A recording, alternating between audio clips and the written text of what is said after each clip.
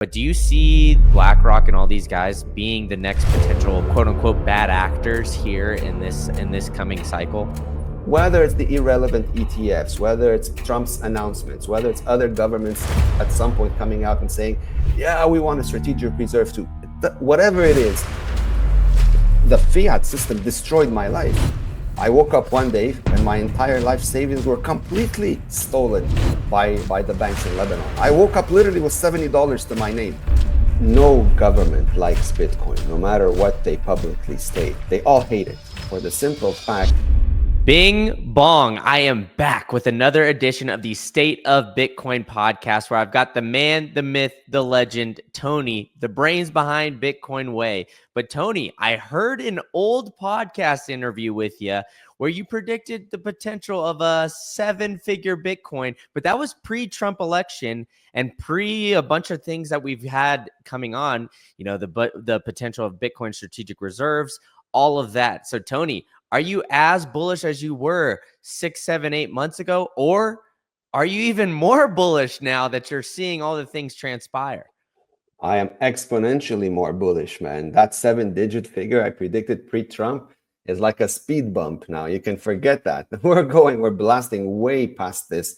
If even 25% of things that, are in store materialize, things are going to be absolutely crazy this year. 2025 is going to be the year where I believe anyone who's not in Bitcoin and is not sitting on tens of potentially hundreds of millions of dollars will not be able to access that cheat code of walking in and buying Bitcoin like we've been doing for the past 16 years. That will be finished. So the only way you're going to benefit from Bitcoin is by earning it at that point, by providing a valuable service to the world, and someone paying you in sats versus dollars, euros, or whatever your local currency is. That's what I predict. Yeah, and hey, I mean, that sounds like a great prediction here for at least the Bitcoin hodlers. But then how does that all play out? Do you think that, because we see nation states want to come in, and nation states, they're not going to be traders, right? I mean, the Lummis bill lined out the U.S. buying 1 million Bitcoin, 200,000 a year over 5 years, and holding it for 20. Because of those different factors, where nation states are not going to be just like kind of pumping and dumping it. Do you see it just essentially the volatility not really being there as far as like the downside risk, where everybody's now going to try to front run the nation states because of this scheduled buying and just the massive amounts of FOMO that we're seeing on the sidelines? You're one of the few people that actually thinks that way, and I completely agree with you, because for the simple reasons that why would they sell it? I mean, sell it for what? If they needed the fiat, they could just print it. So why would they give up the only scarce and valuable asset the world has ever known for it? So it wouldn't make any sense. And considering all these nation states now are essentially going to be like fighting each other for the remaining supply, I don't believe we see anywhere near the volatility that some people are still expecting. Those 70-80% drops, forget it. Those will be long gone once nation states and the big institutions vacuum clean the remaining supply.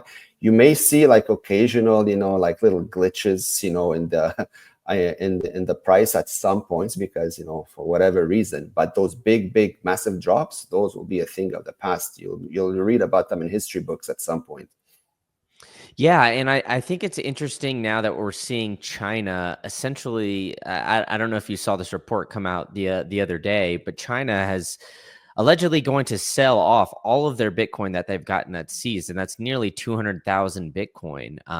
For a massive amount of profit. Now, it might just be smoke and mirrors. I'm not 100% sure that this has actually gone through. It has been rumored that it has, but. How do you think that these nation states are going to start to view it? Do you think it's almost going to be an arms race or a battle? Maybe in a sense, like similar to the Cold War, where, China does not necessarily like the United States. So they hear the United States potentially building a Bitcoin strategic reserve. So maybe they'll try to manipulate that price in one way or the other, or at least make some attempts to do that. Now, do you see that as a potential arms race of sorts, or do you think that it's just some Bitcoin hopium, some that we're gonna be in a nation states battle here? Well, the thing is, no government likes Bitcoin, no matter what they publicly state. They all hate it for the simple fact that it was created to make them irrelevant. To the separation of money and state. That is the underlying premise behind Bitcoin. Whether some people admit it or not, that is the case. It is peer-to-peer electronic cash, meaning no one can control it, no one can stop it, no one can regulate it, no one can get in the way. They can just essentially either choose to use it and benefit from everything that it offers, or try and get in the way and get destroyed, in the process. Why some of these countries still insist on selling Bitcoin? Like, previously we had last year at Germany, who did that, monumentally stupid move and now regrets it. And now, China is also doing that. At least last I heard, they also sold a large portion of it, but some point stopped because I think they heard Trump say something, so they put the brakes on that. Why they would sell this is beyond comprehension to me. Either they assume if they get rid of it, or they put out enough misinformation, they might scare people away from it because they genuinely believe the general population is ignorant or too dumb to understand anything, and that's how they'll maintain control over them. But that's not working anymore. We've tried this. We've seen the news trying to be censored, very heavily in the last few months, last few years, and that's also failed spectacularly given enough time. And so the Bitcoin genie is out, and you're not going to put it back in. So, and as more people understand this, and now you've got big players like in the United States, President Trump, whether he understands it fully or not is besides the point. He is pro making America great again. And if that means including Bitcoin in that cocktail, so be it. So at some point, he will end up understanding it. I don't believe it's the case now. He may have an idea around it that's going to help somehow strengthen the dollar, and he's going to use it, to help America get out of debt. I don't know how he sees that happening because, Bitcoin wasn't created to extend the lifeline of any fiat currency. It was designed to completely replace it. But everybody needs to come to that conclusion, at their own pace. So I'm very bullish on this because I don't really care what they do or what they understand. The result is the same. The more Bitcoin is adopted, the stronger it gets, and the adoption is growing with or without nation states.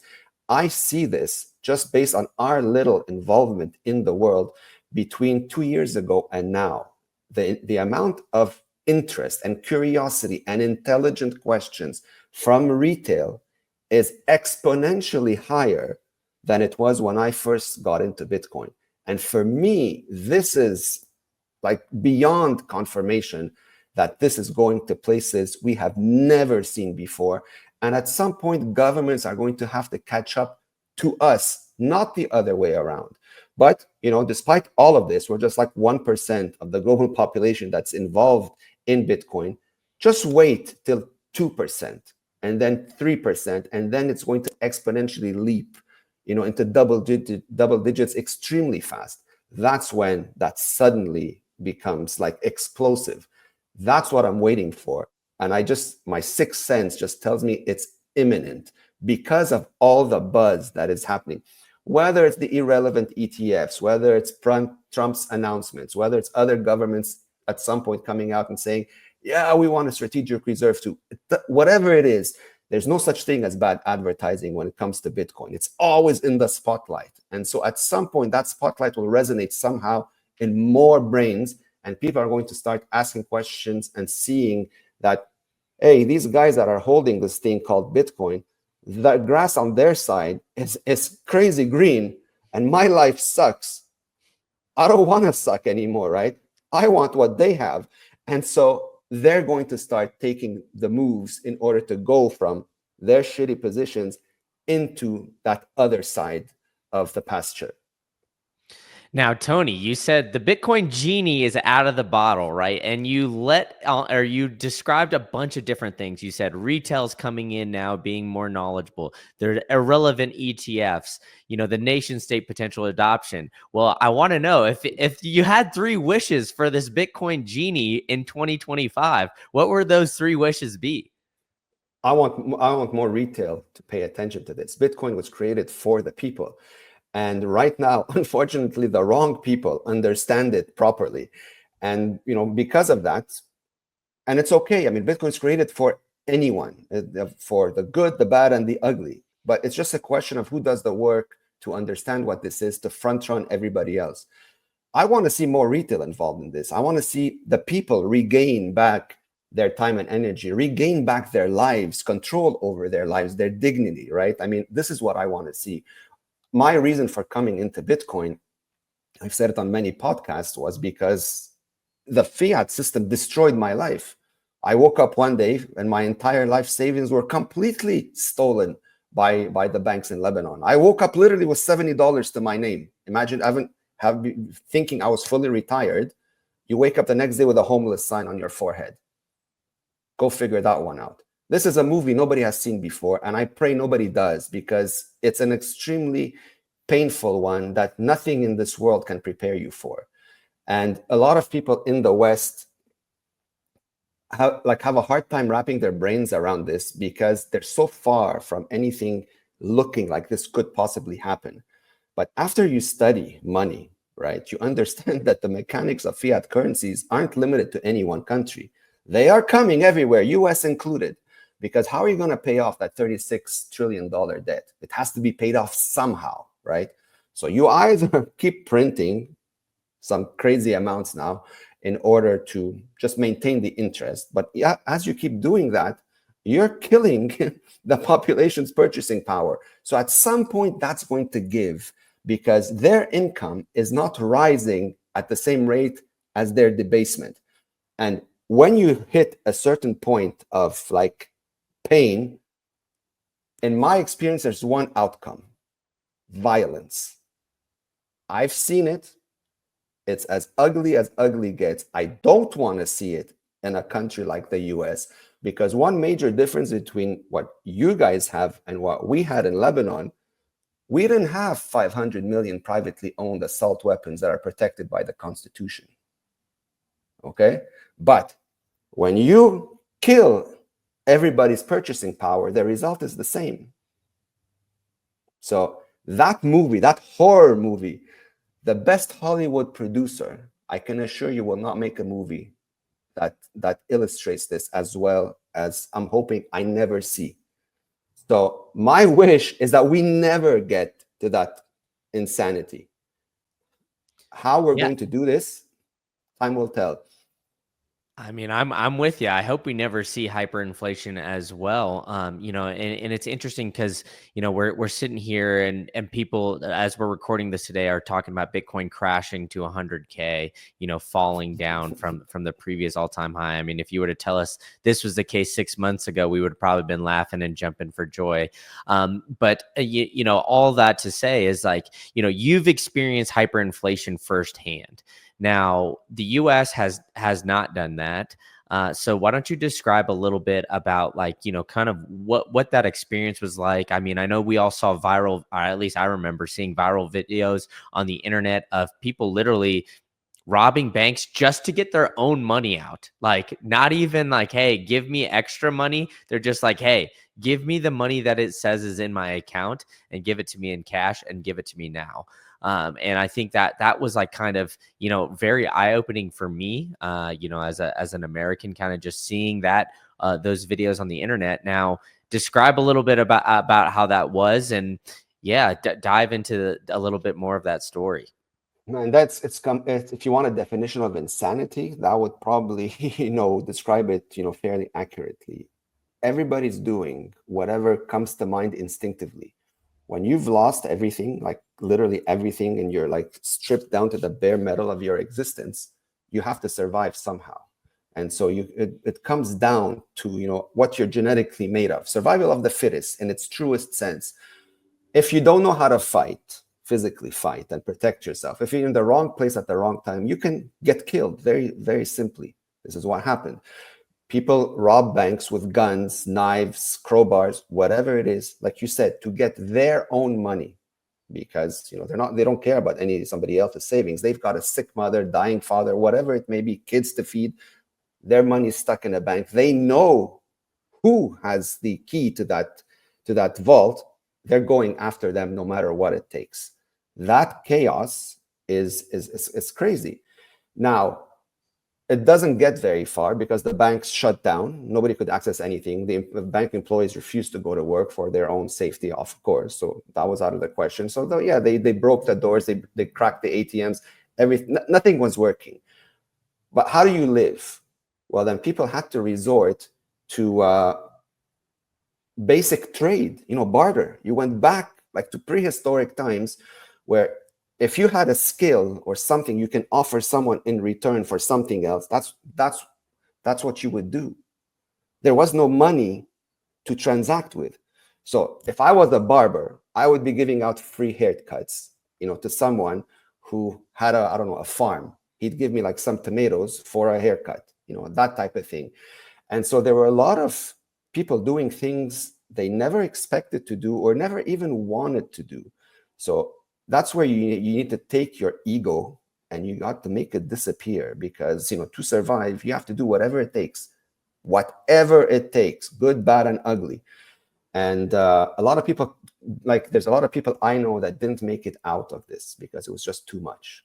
So a lot of folks that I grew up with are no longer here, unfortunately, today, because of this. And so you're literally living, minute by minute, hour by hour, just hoping that you just can make it to the end of the day, and rinse and repeat until somehow, somewhere, there's some glimmer of hope that you can hold on to, that will get you out of this of this nightmare. That's what it looks like. Supermarkets were being, targeted as honeypots. They were the #1 honeypot. Like, people know you need to eat, right? Where are you gonna go? Broke into supermarkets. Everything was raided. Restaurants next, by hierarchy of needs. Food and water, #1. So that's what it looked like. And the prices, forget it. The prices were like, if you wanted to buy like a chicken breast, you literally needed a suitcase of that garbage local money to carry with you because it was worth nothing. So yeah. Yeah, it's that sounds scary to say the very least. Now, obviously you're not in the United States, but you see the dollar currency kind of being inflated away, and the government currently in the United States telling us, hey, CPI is at 2.5%. But one of my favorite websites is govflation.com, and if you look at there, it looks at the basket of goods of 1982. That was post gold standard, but they hadn't changed that basket of goods just yet. And if you look at there, inflation's still well over 10%, even though that they're reporting it's at like 2.5 or so now. Now, with all these, metrics and everything like that they're reporting, I know that the people on the ground are definitely feeling inflation still. Now, I don't think that we're in hyperinflation, but do you think that there's a possibility that we get to that point just from, what you've seen as the signs early on when you experienced it, and, kind of the signs you're seeing from the United States? Of course it's possible. It's almost like a mathematical certainty. I mean, where's the money going to come from, right? Like, I mean, you have, for people to walk into the stores and not being able to afford anything, you have a problem. So whatever the numbers the government puts out is clearly not true, because if they give you a single digit, you go into a supermarket and it's like double digits, then something is wrong somewhere, right? So it's going to get worse if nothing is done. But the thing is, I don't know what can possibly be done with a system that has reached the end of its lifeline. Like the fiat Ponzi is at its end. It's failing. It's not like it's going to fail. It's already failing. Now it's just a question of how fast it completely gets obliterated. This is where I think they're trying to somehow hold the pieces together with duct tape, trying all sorts of creative ideas to maintain it. But it's unsustainable, in my opinion, anyhow. You have $36 trillion debt, which is growing exponentially every single day. How are you going to pay it off, right? So you have all these fancy ideas, Bitcoin creative reserve, crypto now, there's a regulatory framework for crypto. We're going to make America #1. Somehow all these, creative ideas are going to maybe strengthen the dollar. In my opinion, you have to forget about the dollar. The dollar is done. It's just a question of how do you transition away from the dollar into something that makes more sense economically and on many other levels for the country. But to get a politician to accept the separation of money and state, that is a feat in and of itself. At some point, I think they will realize on their own that they have no choice. Either they concoct something, come up with some, I don't know, like one day they decide, let's, hard fork Bitcoin, come up with our version of it to maintain control of it. If they do that, in my opinion, they will fail spectacularly, and that'll be the end. But I don't think they're that dumb, at least I hope not. Because whenever people tell me, yeah, but BlackRock might hard fork, and this guy might hard fork, and all these big players might let them do it. If they do it, it's like almost like a Christmas present, because there's enough people out there that understand that the only thing that has value is decentralized money, which is Bitcoin, the one that nobody can control. So if you try to sabotage this because you think you're smarter than everybody else, you're going to zero almost instantly. And you've just made everybody else, twice as wealthy with the amount of Bitcoin they originally had. And you're only going to get one chance to do this, because you're not going to be able to print back that Satoshi. So wild times, man. It's really, it's almost like watching a soap opera unfolding in the monetary world in real time. I'm very optimistic on the United States. I grew up with a lot of American culture. So for me, like, even though I'm not an American, like, there's a lot of me that is American. I have a lot of American friends. American culture is in my blood. I want to see America, be number one, but in the right way, like not in the old ways where, you're behind many sabotages, other places of the world. I want to see America lead by example, not by force. And I'm hoping Bitcoin somehow, like, influences this enough that we see this happen in our lifetime. Because if it does, America will have the lead, but will maintain the lead, because everyone, or a lot more people, will willingly want it to lead because of that shining example. Now, do you think that the strategic reserve and all these other things, so I have two questions for you. One is related to BlackRock and, kind of what you went into there. So actually, I want to start there, because I thought that was very interesting, where you said, basically, if they try to hard fork, they're going to fail. Now, last cycle, we had FTX, Celsius, BlockFi, all these others who were basically lending out, going willy-nilly. The SEC allegedly regulates the ETFs a little bit more, but do you see BlackRock and all these guys being the next potential, I guess, quote unquote, bad actors here in this coming cycle? It's possible. I mean, human nature is what it is, right? When you've got that addiction to power, it's very hard to want to let go of it. It's almost like a drug addict. Like, you just want more and more of that high. But for the first time in history, we really have an option that doesn't allow this. And so anyone that attempts to do it will fail, as has happened in the past. I mean, how many people have tried to fork Bitcoin and have resulted in a big fat zero? There's many attempts to do that.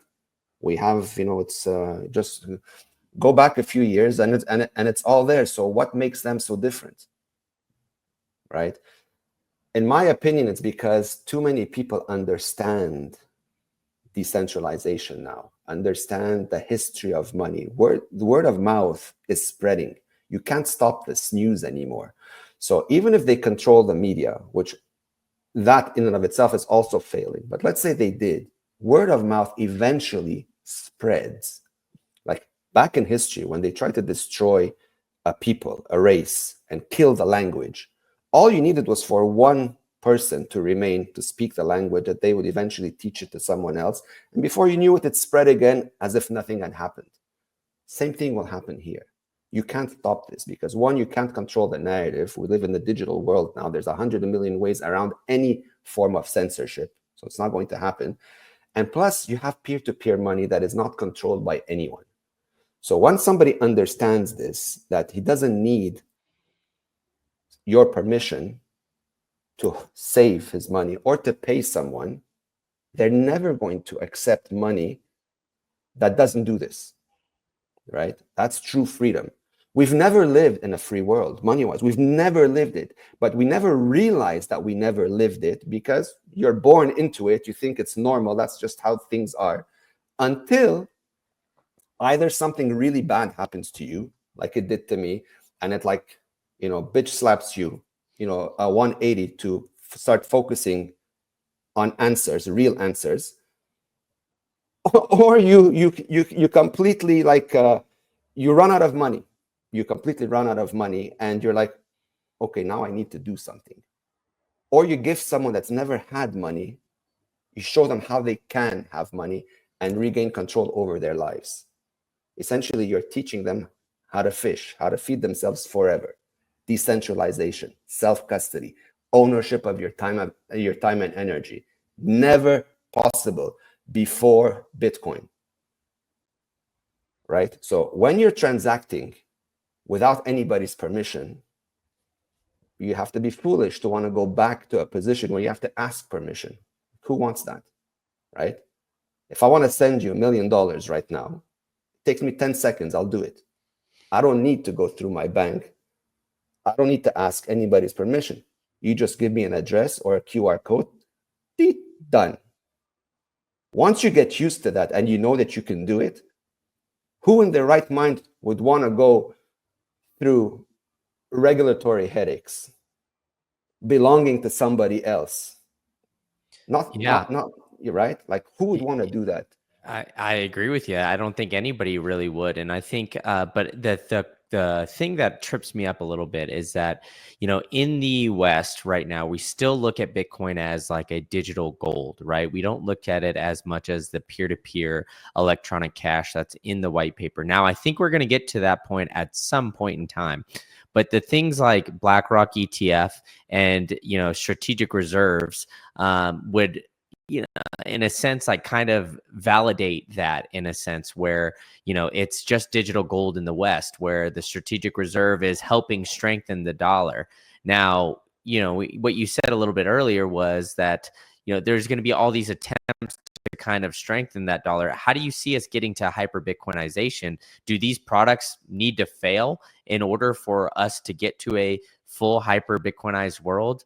Or is there going to be some sort of in between where we have, an attempt to back the dollar with Bitcoin, and then, human greed is human greed and it overtakes, and eventually that method of madness just fails? Quick break from this podcast episode to bring you the safest way to buy Bitcoin on the planet. You got to go to the well, folks. That's right, the Bitcoin well. They will help you buy Bitcoin and send it directly to your personal wallet. You can sell Bitcoin directly from your personal Bitcoin wallet. And on top of that, if you want to buy large amounts of Bitcoin, they've got some of the most competitive rates in this space, where they've got great white glove service. I'll even help introduce you to my friends over at the Bitcoin Well to make sure that they're taking care of you when you want to go through the over-the-counter service. And on top of that, they help support you and the freedom technology that Bitcoin offers. So I wouldn't partner with a company that I don't use myself. So I use Bitcoin Well to make all of my Bitcoin purchases. So I highly recommend them. So why don't you go to thebitcoinwell.com/greencandle and you can sign up today and join the party at the well. Maybe even get some tokens where you could throw into the wishing well and potentially win some free sats as well. Enough from me. Let's get back to the show. Well, look, that's a very good question. I wish I had a crystal ball to give you an answer to that. I don't. I just think that, given enough time, people will follow, will go to where the grass is greener. And, with enough people leading by example, you'll start seeing a lot more people flock to the right side of history. That's what I believe will happen. When you understand peer-to-peer, right? Again, it comes back to what I said earlier. It's going to be very hard to tell someone that now you can, transact with your own money, earn your money, save your money on your own without needing anyone, to have them let go of this and go back to asking permission. I just don't see how that would happen. And you also have to be very careful about those that push the narrative of Bitcoin being digital gold only. Okay, that's not true. Bitcoin as a digital gold on its own, in my opinion, will fail, because that's not what it was created for. And I think those that are pushing that narrative are doing it with bad intentions, because if the masses understand that Bitcoin is a medium of exchange, all fiat currencies die within 5 minutes, because Bitcoin is money. Actually, it's the only money that is money. So they don't want what some people don't want the majority to conceptualize, that you can pay someone with Bitcoin, a medium of exchange. Because if that happens, like I said, all fiat currencies fail. So Bitcoin is 3 things in one. It's a store of value, a medium of exchange, and a unit of account. Each one of them on their own has exponential value. Imagine the multiplier effect of having all these 3 things in one asset at the same time. Again, we've never seen it. There's no way to calculate this. There's no comparison chart. We've never had it before. But if you do the math and understand human nature, that, inherently we're born to be free. Like, I'm not going to listen to someone telling me how to live my life if I have the option not to do it. And if they're going to keep attempting to do this, at some point there's going to be a conflict, survival of the fittest. Either they destroy me or I destroy them. Human nature, never failed. Study history for as far back as you want to go. Whenever you have tyranny, it always ends in war and violence, and the strongest one survives. So the fact that we're here, living, so to speak, as free people, is because, many centuries ago, there was millions of people that died to fight for that right for us to live free. But several decades ago, we were lied to, tricked, psyoped, whatever you want to call it, into giving up that freedom under the guise of using money that was supposed to be for our own good, but has turned out to be nothing but a tool created to steal, censor, and control. A Ponzi, fiat, like a Ponzi, fiat system, that's all it is. We didn't notice it back then because it was still in its infancy, and over time it's like little tidbits of deterioration you don't really notice. Fast forward to where we are now, it's at its end of its expiry, right? The cracks are so big, you'd have to be like blind to miss them at this point. This is why I'm saying there's so much, like, for me, there's so much wow in being able to live and to witness this happen in real time. It's like mind-boggling, because in 100 years from now, people born where Bitcoin is going to be like normal, it's not going to mean the same thing to them that it does to us, right? Like, I mean, somebody born today with high-speed internet has no idea when you talk to them about a dial-up modem. They think you're crazy, or they ask you how old you are, right? So you don't want to ask that question. Bitcoin will be the same thing in 100 years, but when they study history and they study our time here, that we are Bitcoin, we are the reason why they are living these glamorous lives, in a world where the separation of money and state has already been done, and that utopian, level of humanity is in place, because, now you're actually forced to produce value into the world, into society. Otherwise, you don't get paid. You can't print this shit out of nowhere anymore. So if you don't provide value, you're not getting anything. So all of these low-level jobs and skills and all that, all of them will be replaced. Humans will be forced to upgrade themselves, because now you've got robots that can do them, right? So if you're too lazy, well, you're out. It's very simple. So all of this pressure, right? Some people might argue, oh, it's a terrible thing. I don't want it. I don't think it's terrible. I think it's great.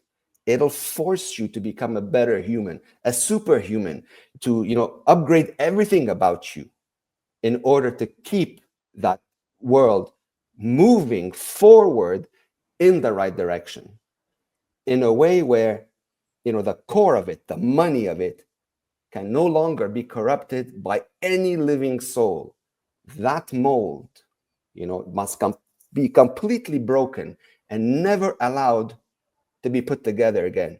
The fact that some human being can decide what other people can do with their time and energy, that must be finished, destroyed completely forever, as far as I'm concerned.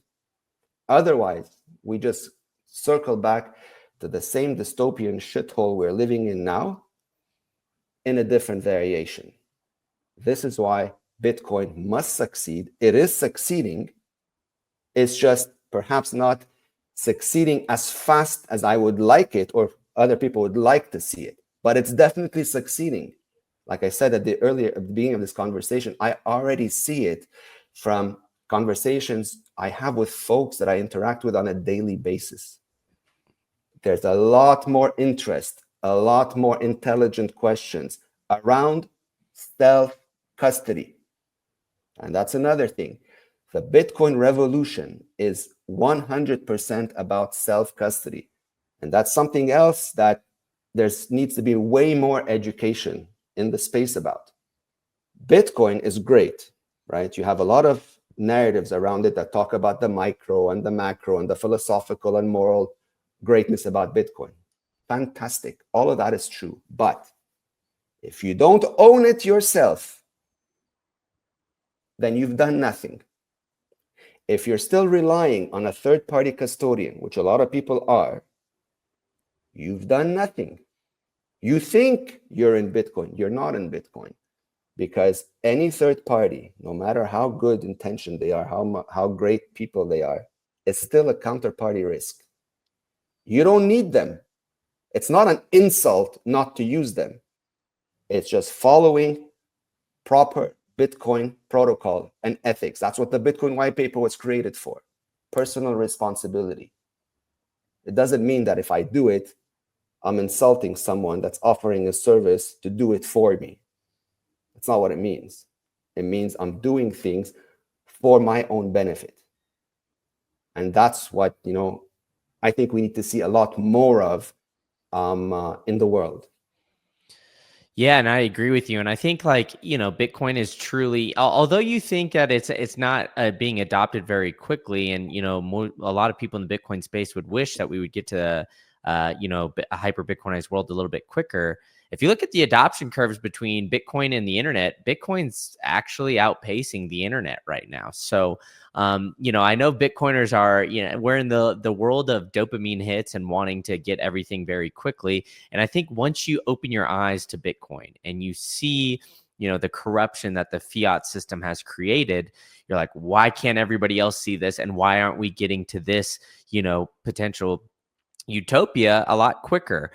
So what do you think it's going to take for that sovereign individual thesis to really play out, where people don't want everybody else to kind of take care of it for them? They really want, that self-sovereignty and, that personal responsibility. What is it going to take? Is it going to take, something like a scenario, hope like majority of people are going to have to face something like that? Or, you think it's just maybe a gradual progression that we get there? I think it's going to be a mix of both. I mean, pain is the best teacher. Once you get completely destroyed like this, normally you never want to allow this to happen to you again. And the only way you're going to do this is, by learning new skills that weaponize you in order to prevent this. Some people are still going to choose the path of least resistance. I mean, that's just human nature, and things will be good until they're not good. Like when I had my money in a bank, it was also a 5-star bank, highly reputable, and, all that glitz and glamour. Until one day, that same glamorous bank turned out to be the #1 thief in the country, along with all the other thieves, which stole everybody's life savings, right? Not because necessarily the people inside the bank, the employees, were bad intentioned. The system was created, to do this. It's a system created to steal, and it failed. It's a Ponzi. At some point, it blows up. So personal responsibility is not hard, but there's also, there's a lot of energy being put out there, sort of like to market against people's fears and anxiety of technology, because Bitcoin is also tech, right? And most people don't come from the tech world, but what they do understand is that if they make a mistake, poof, the Bitcoin's gone, which is a valid concern. However, there's no reason for poof, the Bitcoin's gone, as long as you follow, proper security protocols, a little bit of discipline. It's always a happy ending. All you need is a good teacher. I mean, if you're the type of person that's savvy enough to do it yourself, there's plenty of amazing and excellent, online resources for free that you can just take the time, sit down and learn. Otherwise, if you want a shortcut, to getting it right the first time, there's other services out there. We're one of them, obviously, that'll handhold you through the entire process. We skip 0 steps. It's a very comprehensive and detailed. There's no shortcuts or workarounds. I will train anyone that comes to me to become like me, or as close to it as possible. And the people that we work with, none of them come from the tech background. They're in their 50s, 60s, 70s, and 80s that have never really used the computer beyond its basic functionality. All of them are doing Bitcoin in full self-custody like they've been doing it their entire life. All right. So it's not rocket science. This is not climbing Mount Everest. It's just a bunch of new steps that we need to learn. But you need to do them properly. No shortcuts, no workarounds. As far as we're concerned, Bitcoin already is the world reserve currency. That is the mindset that we take on every single call. And that is the mindset that we approach the consults with in order to secure and configure everything that is required to make you the head of security, the head of that bank of yours, which is going to be the most valuable thing you own categorically 100%. And then hopefully you can take that knowledge, you pass it along to your kids, your family, whoever you choose, and they take on that education and they pass that torch on forever. That is the premise of Bitcoin. That's why it was created. Power back to the people. And all it's required is some education and an open mind. Done. Yeah, and I think that'll come here in a time very soon. And I think more and more people are getting onboarded onto Bitcoin. So, with, the business that you're in and the development of that, where do you see, I mean, you don't need to dox everybody here, but where do you see, I guess, more people starting to resonate, or maybe some surprise? Are you seeing more people start to come in from, places that are experiencing hyperinflation, or are you seeing more, Americans start to come in because they're realizing inflation is bad? Like, where are you seeing it, and how do you approach those different conversations from people around the globe? Do you kind of have to just meet them where they're at, or how do you go about that? We're global. We see traffic from all over the place, United States included. There's huge traffic from the US and Europe and, Australia, UK, all over the place. I mean, sometimes we meet folks from places I've never even heard of before. And for us, it's the same thing. Like the individual is contacting us because they want to learn how to protect their time and energy. And so we teach them these skills, irrespective of where you come from, irrespective of how much money you have. It doesn't really matter for us. For us, it's about teaching you the principles of holding on to your wealth. If you don't know where to buy Bitcoin, we can recommend places depending on where you're situated. We don't sell any Bitcoin ourselves. We don't touch anybody's Bitcoin. We don't sign any transactions. We're really here, neutral ground, to help you learn how to do this yourself. And so depending on where they come from, there's many services that are available, and we just point you in the right direction once your foundation is in place so that you can start experiencing life, on a Bitcoin standard. And it doesn't take very long for someone who gets into that lifestyle to understand what all the noise is about, right? Because once you get on a Bitcoin standard, life in general becomes noticeably cheaper and given enough time free. Whereas if you're not in Bitcoin and you're still living on a fiat standard, well, unless you're making like a ton of money, your life is turning into a hellish nightmare because things are just unaffordable. And at some point, something's going to give, right? So if you want to do it the peaceful way, opt out while you still can. Otherwise, unfortunately, life will teach you that lesson. And I'm praying, less people, take that road. Yeah, 100%. And I think more people will. But Tony, you talk a bunch about the Bitcoin space, but we don't get to learn a lot about Tony. You said that you grew up a lot with American culture in this interview here earlier today. So tell us 2 or 3 things that have really stuck out on like American culture that you think like really affected you, maybe as a kid. Maybe it was a movie, maybe it was some sporting event or something along those lines. What are you pulling from American culture that makes you almost feel a sense of American pride, it seems? I was very blessed growing up. I went to an American school and my teachers were from Michigan. And so I grew up with John Denver. And to this day, whenever I'm having a really bad day, that's the music I listen to. It just takes me back to when I was 10 or 11 years old, and my day just gets better. There's a lot of things like that just mean a lot to me. Sitting around campfires, chit-chatting with the guys, doing just the brotherhood spirit. I grew up with this, and the folks that I went to school with, a lot of them were American. And so that's why, you can consider me part American, in my heart because of this. And I relate to a lot of American culture. I mean, it's like everywhere, like why wouldn't you? It's one of the best cultures to be a part of. But of course, there's also sides of it that are not so glamorous. And so this is what I'm hoping will change. At least I'll start witnessing that change in my lifetime. And for the first time ever, I believe we have a genuine opportunity to see that. And it took 2009, the creation of Bitcoin, to jumpstart that movement. So this is why I'm extremely bullish, man. I'm extremely bullish on America. I'm extremely bullish on the future. I'm extremely bullish on humanity, because despite the resistance and despite the silliness that you still see a lot of, there's a growing percentage that are starting to get it. And we don't need to hit 100% to win. We just need to hit 8 to 10%.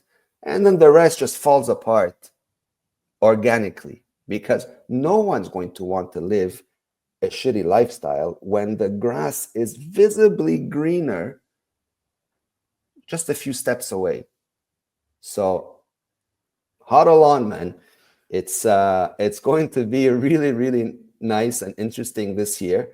One advice I'd give everyone: stop looking at that fiat price, the Bitcoin number go up. Ignore it completely, turn it off, pretend it doesn't exist. It doesn't matter. All of this is a distraction. All of it is being manipulated, at least temporarily for now, while they still can. So if you don't want to get emotional about this and start doing things irrationally, turn it off. It doesn't matter. All you need to focus on is how you convert that rubbish money into Bitcoin, because that is the only money that has value. It doesn't matter what the price is. At one day in the not so distant future, you're going to pray you can see 100,000 again, because that's going to be like a galaxy away, compared to where it's going. So, and it won't matter whether you buy Bitcoin today at 90K, 80K, 100K, 200K, who cares? If you know and believe that its value is in the hundreds and billions of dollars, what difference will it make what you buy it at now? That just stalls the process and gives you a nervous breakdown for no reason. Shut it off. You've got some spare money that you want to convert, do it. Whatever the price is, it doesn't matter. Just do it. Hold it in self-custody. That is the key. No third-party involvement. Learn how to do it yourself, and you're sleeping like a baby, no matter what's happening on the outside. Okay, so you've discovered Bitcoin and are on the path to financial self-sovereignty. But simply holding Bitcoin is not enough. You need to make sure that it's scored properly and you are in 100% control over all your assets. So sharing your keys with third parties and taking on that counterparty risk is not the answer. The answer is pure and simple. It's uncompromising self-custody, and there's no better way to do it than the Bitcoin way. They've got over 25 years of cybersecurity experience, and their team of experts can help you properly self-custody your Bitcoin, secure your digital life, configure your privacy phones, and even establish a Plan B residency if you're looking to do so. So I'm gonna help you guys out here and give you a free consultation if you take the first step and visit thebitcoinway.com/green candle, and you can check out the boys at the Bitcoin Way and see how they can help you become self-sovereign. Yeah, I think one of the beauties of Bitcoin is that you realize that you don't need to be a hedge fund manager. All you need to do is just DCA into Bitcoin and just kind of go about your life. You can focus on whatever else you want to do, whether that's your family, building a business. It really just opens up your mental capacity instead of having to stress or in the States they're all about the sports gambling now, worry about some crazy parlay or something like that, all to distract you from really what you could be doing. And I think that that's the beauty. One of the beauties of Bitcoin is just like really utilizing that power of that money to take your time back and give you some mental clarity. And I don't think that gets talked about enough, especially when you kind of figure it out. So, I think that that is something that we're going to see here. More people adopt that strategy here in 25, to say the least, because number will go up, I'm sure. But the less people that focus on that and the more that focus on the revolution is going to be one giant positive thing here going forward. But before I let you go, I gotta ask about Lebanese food, man. The Mediterranean area, they have some of the greatest food I've ever had in my entire life. My family's half Greek, so I always love the Mediterranean food and that aspect of things. So tell me, what's your favorite dish, or is there something that more people need to try, because the food there is just from what I gather is outstanding. The Lebanese cuisine is one of the healthiest cuisines in the world. I mean, it's absolutely delicious. We're high on garlic, we're high on olive oil. It's extremely good. One thing about the Lebanese lifestyle that I miss is that it never sleeps. It's a 24/7 social engine. When I used to live there, the days were, you'd go to work, let's say at 8, your day would end maybe around noon, 2 p.m. And then, people would go home, take a little nap, I guess, till 4 p.m. And then they'd get together, like the day actually starts at around 5 p.m. They'd get together for drinks, and then they'd have more drinks till about 10, 11 p.m. And then they'd go out for dinners, and then they'd go out clubbing. And then after the clubbing, they'd go out for, the bigger meal, right after the club. And so you'd get like a half an hour sleep before you had to go take a shower and go back to work and repeat the cycle. But somehow the energy level is so high that it takes a long time for you to feel tired. Like I remember our 7 days a week, I would sleep 5 hours a week, and I was like fully functional, and that's what I miss. You don't really see that anywhere else in the world. And what are you gonna do, man? It's the good, the bad, and the ugly. We have a cancer in the country, which unfortunately it's still around. So until that completely dies out, it's going to always ruin the day for those that are seeking better lives. I'm hoping that cancer gets annihilated everywhere worldwide, and I'm hailing Bitcoin as my hero. Yeah, and I'm hoping for that as well, because that sounds like a great time, and I want to go and visit here sometime in the near future. But Tony, you've been very generous with your time, so why don't you tell the people where they could figure out more about you and the Bitcoin way? Sure thing, man. It was a pleasure to be here. Thank you for having me. For anyone that wants to reach out, the bitcoinway.com, always available. We have a free 30-minute consultation for anyone that just want to reach out and chat. Happy to talk to everyone. We're very active on X, Twitter. I mean, you can follow me and the Bitcoin Way, very easily. We're all over the place on a daily basis. My handle is V4BTC, Valentine 4BTC. And the Bitcoin Way _. So anyone that wants to reach out, always a pleasure. All right, and I'll put all that in the show notes, and everybody should give them a follow. And Tony, thanks so much. Brandon, pleasure to be here, man. Thank you. Thank you for tuning in to the latest episode of the State of Bitcoin podcast. If you really enjoyed this one, I've got another one cooking up for you. You can click that right here, and you can go to the next episode, which is an absolute banger, where I'm bringing you only the latest and greatest guests. Or if you're looking for more macro-related content, you could check out my other channel, Macro Insights Pod. I got it linked for you right here. So where I'm bringing you more about stocks, real estate, traditional finance stuff. So go ahead and check that out. And if you enjoyed this podcast, go ahead and hit that like, hit that subscribe button, and tell a friend to tell a friend. All right, enough from me. I'll see you at the next one.